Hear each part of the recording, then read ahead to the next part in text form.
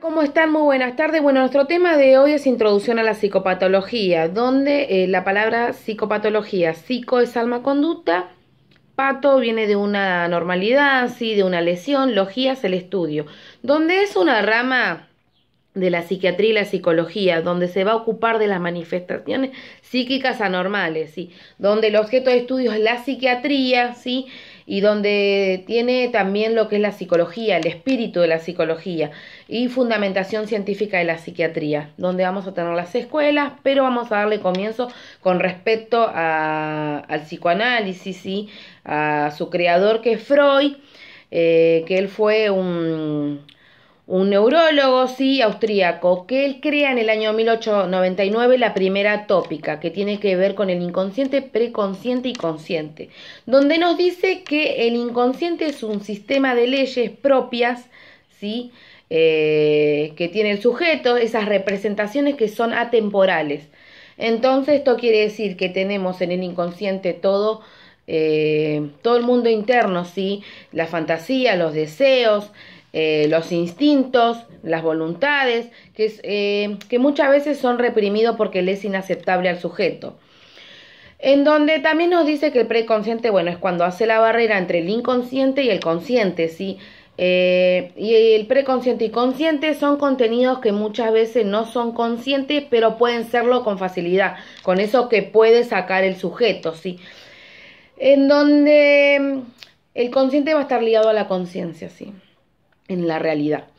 En donde el trabajo que tiene que tener la T con respecto a esta primera tópica es poder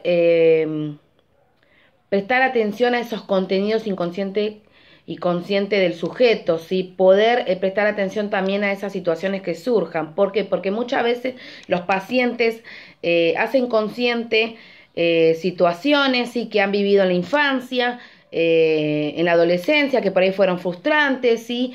Y lo pueden elaborar, ¿sí? Hay que ver cómo ellos se expresan y también qué ciertas reacciones tienen cuando lo están elaborando. Muchas veces lo expresan al llanto, ¿sí? Con enojo, o sienten ese tipo de desahogo, ¿sí?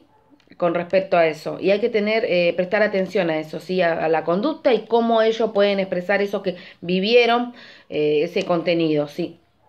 O qué les pasa también en ese momento, ¿sí? Eso es fundamental. Donde también en el 1823 él crea, 1923, perdón, crea la segunda tópica que tiene que ver con el yo, el ello y el superyo, donde nos dice que estas se utilizan para referirse en el conflicto de esa fuerza, ¿sí? Antagónica, que son las formas de pensar y actuar que tiene el sujeto, ¿sí? Donde el ello es el reservorio de los impulsos, donde tenemos toda la actividad mental, todos los contenidos inconscientes están en el ello, ¿sí? Que funciona según ese proceso primario, que va a buscar que la satisfacción inmediata, ¿sí? Por el principio de desplacer, ¿sí? Que también el ello es carente de organización, ¿sí?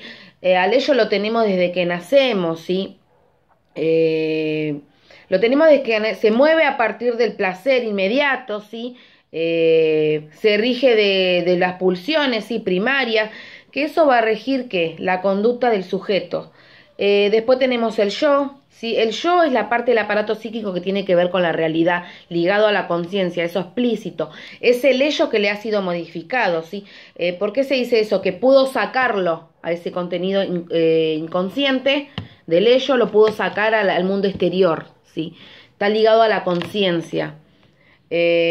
Muchas veces también nos dice Freud de que el yo crea mecanismos de defensa. Cuando quiere pasar el ello al territorio del yo, estos contenidos inconscientes, se crean unos tipos de mecanismos de defensa, como por ejemplo, ¿sí? La represión, la vergüenza, el llanto y ya no hablan más, ¿sí? La persona se le crea unos mecanismos de defensa, ¿sí? El superyo no es innato, ¿sí? Se adquiere con interiorización de las exigencias y prohibiciones paternales, ¿sí? Tiene que ver con aquello aprendido de nuestros padres, ¿sí? Es heredado, ¿sí? Por nuestros padres a partir de los 3 años de vida, ¿sí? Se instaura el cumplimiento de las normas y tiene que ver con las normas y lo moral, ¿sí? El superyo. que pueden ser conductas adecuadas o no, sí, qué puedo hacer y qué no, eso me instaura lo heredado, ¿sí?